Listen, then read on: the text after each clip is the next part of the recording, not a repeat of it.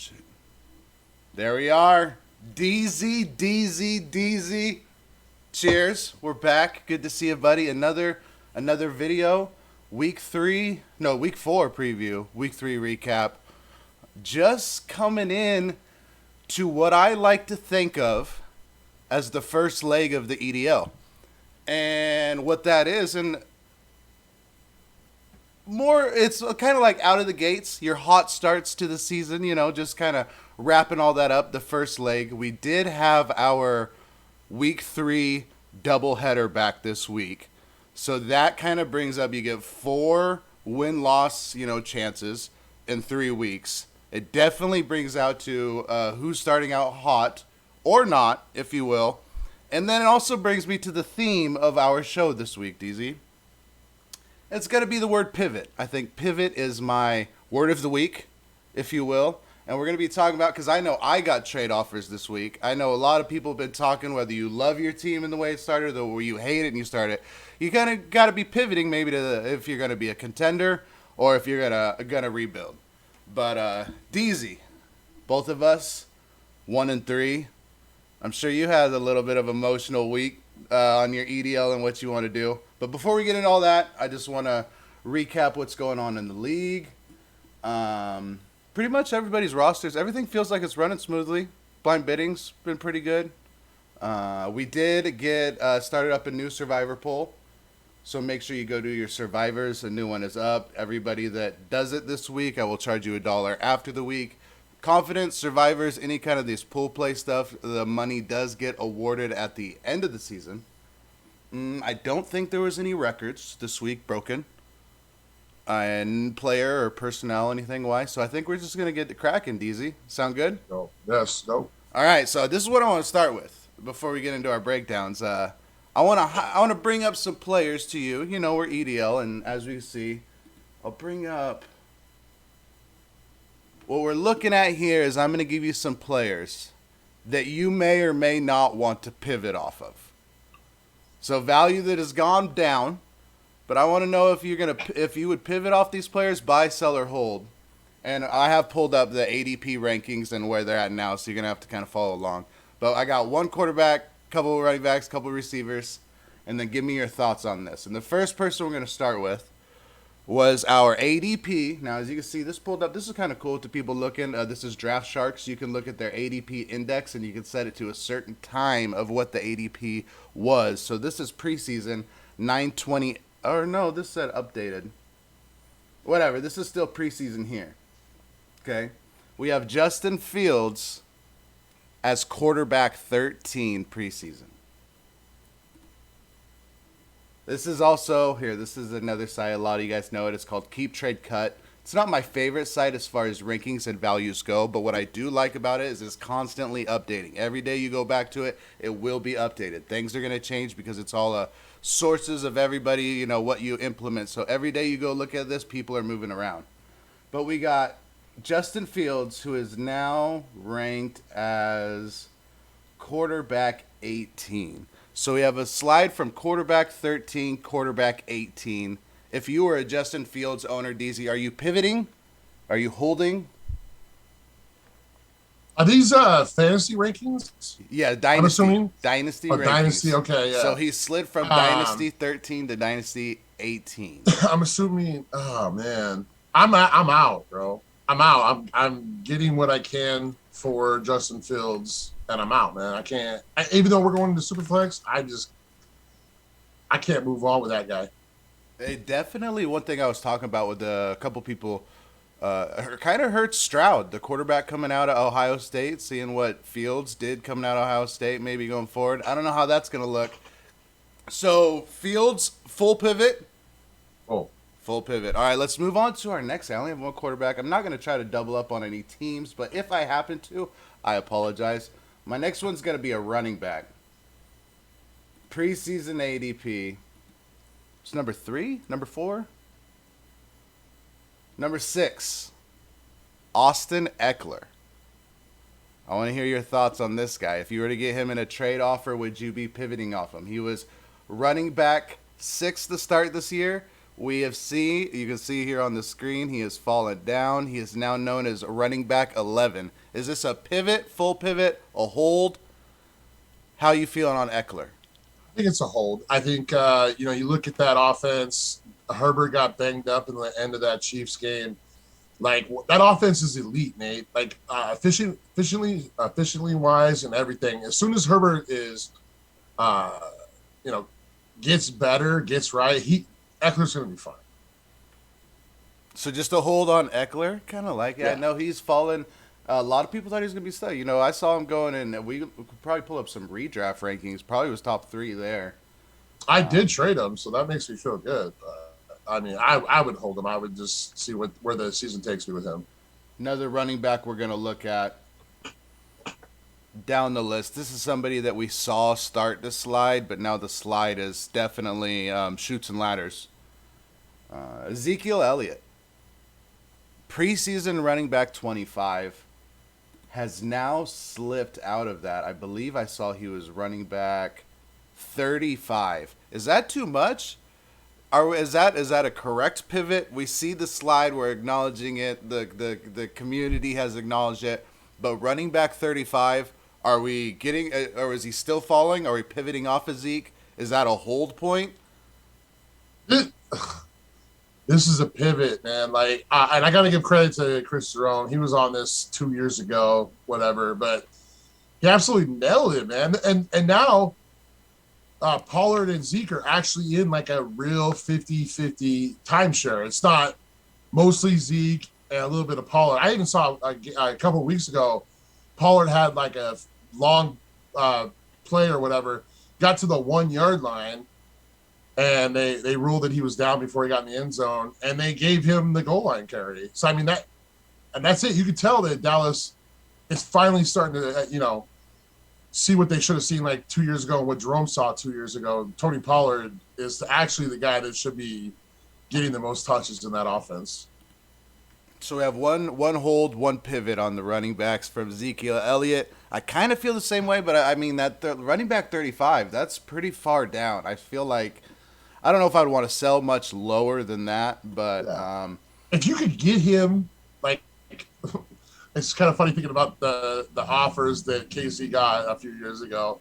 But I mean, if you could get him for like stupid cheap, like, yeah, of course you're going to go ahead and snag him and hope he does better than the fourth running back on your team. But I personally would love to just stay away from the guy. all right, let's move on to a wide receiver here. I want to talk about somebody that has gone through some quarterback struggles. Was looked at preseason. I have him right here as wide receiver 6. You have any guesses who was wide receiver 6 preseason? Wow. You took too long. I'm gonna tell you. Debo Samuel. Now my question is on this pivot. We've now seen him slide Trey Lance. I think some of that had to do with the Trey Lance love. So now back to Jimmy G. We've only seen him. He slid from wide receiver 6 down to wide receiver 13. So still has value. I'm not gonna say that.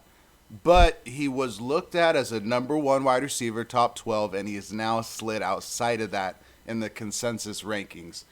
If you could get first round wide receiver, are you pivoting off of a first top 12 value off Debo? Are you pivoting away, or are you still holding on to him in the thoughts of he's a wide receiver 1? I'm holding Debo. I mean, this guy is absolutely electric after he catches the ball, Nate Dogg, and he actually plays running back from time to time as well. Clearly, they want to use him in this offense. They just paid him. You hold him, and I bet he benefits you by season's end. And then my last guys I want to talk about is the Moore brothers, DZ. The wide receiver, the Moore brothers. Are we pivoting away from any receiver with the last name Moore? We got DJ Moore, Elijah Moore, we got Sky Moore, we got Rondale Moore. Are we just pivoting away from the last name Moore? No. We love Rondale. Okay, we love Rondale. Hey, look. I never really got the fascination with Elijah Moore. DJ Moore, I don't understand what the fuck's going on. I'm actually going to talk about him a little bit later, Nate. It's looking gross. Yeah, definitely not good. I could have went with DJ Moore. Could have went with all any of those more. So I want to throw them in. Funny how they had the same last name. I like that DC little buy sell. I know I have received offers from I think 4 different owners this week, looking at my team who's 1-3 for different trade targets. Hopefully I didn't double up on anybody on all those guys, but I think it's the beginning of trade season as we get into the bye weeks, get into whatnot's going on and all of that. And that's all I got. And then unless you got anything, DZ, Well, gonna I move just on. I want to touch on one thing, and I want people to remember this now that we're kind of into the trade season, as you called it. Uh, Remember that, and besides Pete and Rupp, and everyone's been in rebuild, and so remember what you got for premium players, or maybe just good players when you were selling, and then remember what you're going to have to pay for when you are competing and you have to go get those guys. Let's try to keep that about the same. In my opinion, you got to pay the same amount that you're going to get when you rebuild. People's values they start drinking something early in the morning. Their values be going all over the place. Oh man, but that's true. Trade season, we are out of the gates. I think we only have one undefeated team in the league. That is Pete. Plenty of 3-1 teams, 1-3 teams. We're rocking and rolling. It is into the middle, the long stretch, the middle stretch. I'd probably consider this probably week 10. Week 4 to week 10 is where you got to get through the bye weeks, get through some injuries, kind of stay consistent. We will see going forward, and we still got a lot of time until the trade deadline. But without further ado, I say we recap last week's games. Let's get it.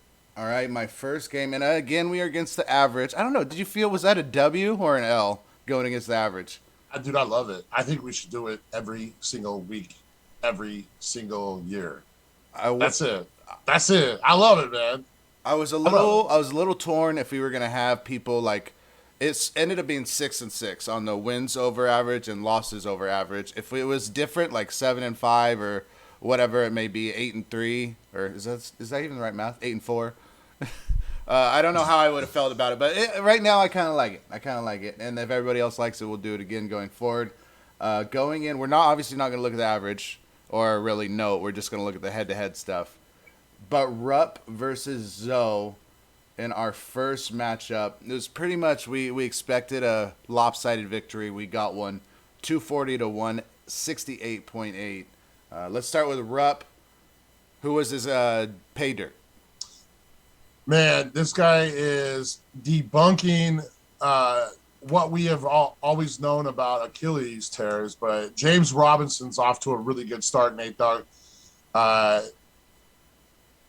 He I forgot to write down the score. He had 24 points this week, Nate.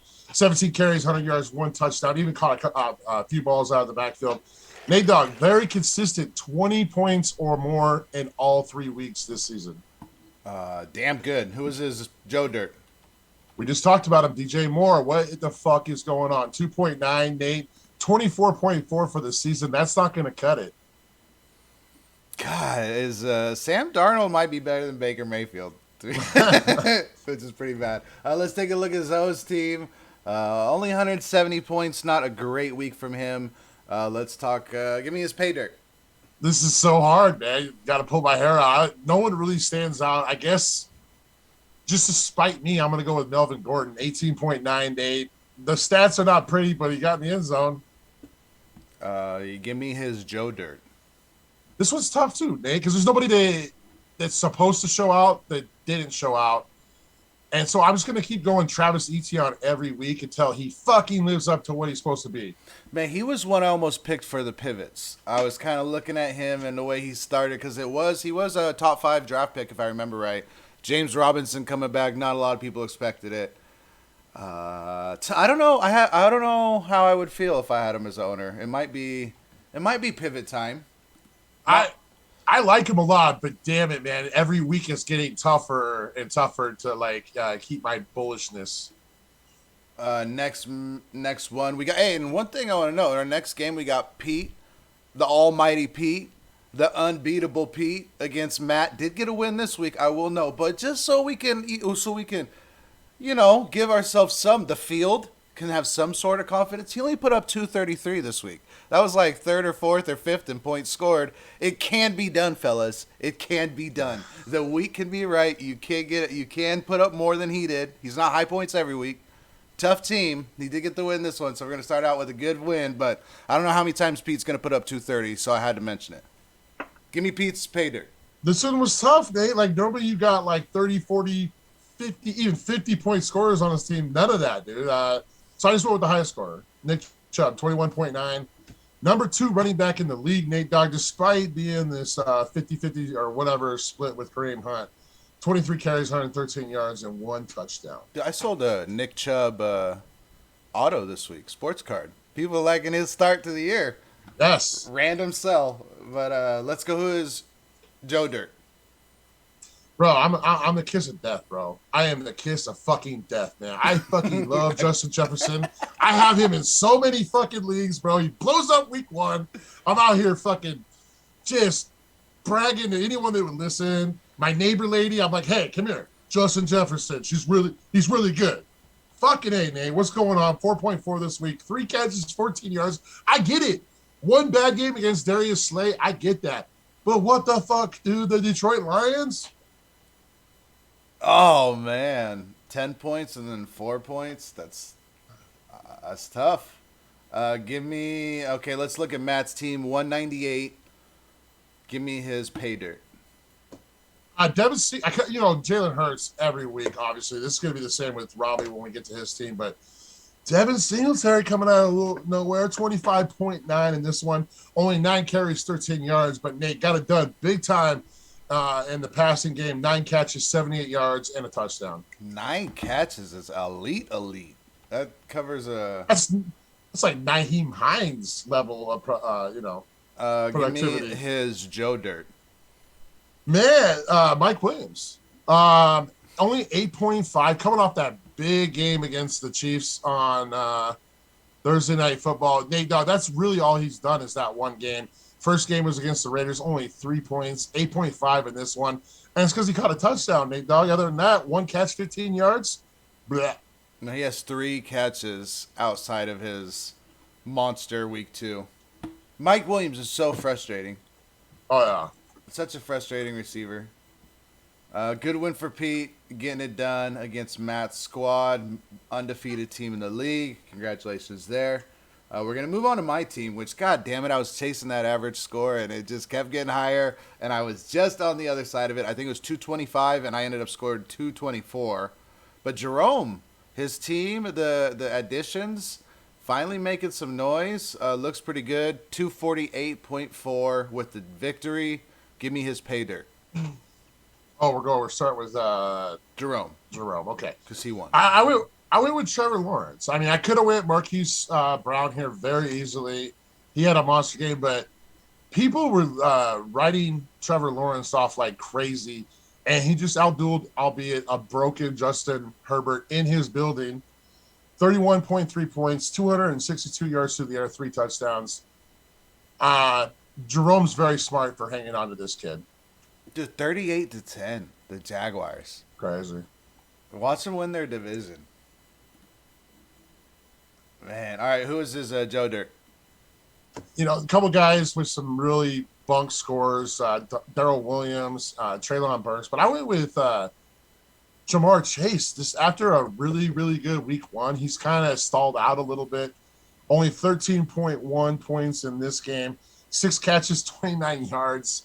Sauce Gardner clamped him up a little bit, Nate Dogg. Yeah, Jamar Chase, he's... I don't know what's wrong. I don't know. Even Justin Jefferson, that's wrong. Yeah, the 2 top guys out there kind of... I don't want to say struggling, but, Gritty your ass to the fucking film room, bitches. Right. I liked Treylon Burks. I think as soon as his snap counts get a little higher, I think maybe he might be a thing. All right, let's look at my team. Give me my pay dirt. Number one running back in the league, Nate. Great fucking trade, man. Saquon Barkley's back, baby. 25.4 in a game where the Giants didn't fucking do much, dude. Saquon was everything. 14 carries, 81 yards, one touchdown. I think their lone touchdown, if I'm correct, and four catches, 45 yards, receiving. Man, you got to be thrilled with how Barkley's played so far. You know, it's hard because I've been getting the trade. I don't even like Barkley's been in some trade talks this week, but you go attachment to some of these guys, and it's so hard to say goodbye to them, and they'll do things for you. I don't know. I'm loving some Saquon right now. Who is my Joe Dirt? This is gonna feel like Pete forced me into this one, but I swear this is the only obvious answer. And I think you would agree. Tyreek Hill only had 5.3 in this game, and what's crazy is now Jalen Waddle is the number 4 wide receiver. Tyreek is the number 5, but Waddle is averaging 3 points more per game than Tyreek. And I really, I really want to talk about how those guys are top 5, and Tua is carrying them. I mean, like carrying 2 viable receivers is pretty crazy if you think about it. Didn't expect that out of Tua, and some learning some stuff too, and reading more. Dude, Mike McDaniels ran damn near the same offense as 49ers. He didn't change almost anything. It's basically a Kyle Shanahan clone over there in Miami. But, I mean, better weapons, maybe? Better team? I don't know. Better ingredients? Better ingredients? Good win to Jerome, getting it done. I really wanted to win this week. Didn't happen. Now I'm fucking emotional and contemplating my future this year for the EDL. Thanks, Jerome. Moving on to our next game, we got fucking Robbie. Hey, we got to give him a little bit of love. Robbie versus you. Putting up, joining the 300 club for the first time in the EDL history for him. He's been in the 280 club 5 times. 5 different times. Never made it 290. But as soon as he crossed 290, he said, fuck it, I'm going to 308. Congratulations, Robbie. Dude, had a potential score of 351. Holy shit.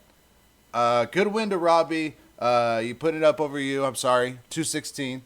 Let's take a look at Robbie's fucking squad. You can go Lamar every time. But are you doing it this time? Nah, I'm not going to go Lamar. That's just crazy, man. 48.9. I'm going with Devontae Smith, dog. Goose egg in week 1. Looked pretty cringe. Robbie stuck with him. Since then, he's outscored AJ in the last 2 weeks, 15 to 11.9 and 30.9 to 19.5. Wow, dude. And then Goddard's actually getting, credible numbers too. Jalen Hurts is just, I can't believe what he's doing, but he is supporting like 2.5, 2 3/4 of fantasy stars. Man, I feel Robbie's team pivoting too. He's just pivoting the opposite way I'm pivoting. Give me his Joe Dirt. This one's pretty easy. If you look at his lineup here, this one number sticks out. Rashad Bateman, a guy that Robbie's been gassing up as the guy. 5.9 points. Nate Dogg when Lamar scores 48.9. Not good. Lost a fumble in this one and only caught 2 passes. Robbie's team's looking good right now. Let's move on to your squad. Definitely. Give me your pay dirt. Man, I love this. I wasn't really paying attention on Sunday because this game's garbage, like Saints Panthers. But man, it makes me smile, man. Chris Olave, the guy that I pretty much got in the trade for Austin Eckler, he had 9 catches, 147 yards. That feels fucking amazing. I would say you did reach to get him in the draft higher than I thought he was gonna go. You're looking really smart right now because I was high on him, but not as high. And even if you look at like random stats like air yards, I think he's got like top 5 air yards in the league, something like that. Yeah, and dude, real quick, like, man, I passed on Garrett Wilson for Olave, and then Garrett Wilson had the game you had last week, so I'm sitting there like, oh man, did I fuck up? But I feel good. I feel good about Chris Olave at the end of the day. All right, give me your Joe Dirt. Man, fuck this guy, dude. Matthew Stafford, 9.8. Nate, this guy's fucking trash, dude. Jimmy G outscored him. Fuck, I hate him. He was almost my quarterback pivot. It was between him and Fields, Stafford and Fields. Well, I wasn't sure, but he definitely not what he was doing last year. Good win for Robbie. Congrats on the high points for the week. And then do we still got, how many more do we got? More games. Two more? Yep. All right, we got Bird versus Edwards. Bird dropping 272. That's a fucking great week there, Bird. Let's look at his pay dirt. Hey, Doug, this might hurt a tiny bit. I don't know if this was you broke the cardinal sin when you traded for DeAndre Swift, but you didn't get his backup, bro. Now, Bird's sitting there, 28.7 for Jamal Williams in this one. And it wasn't just touchdowns. He had 87 yards on the ground. Number 7 back in EDL so far.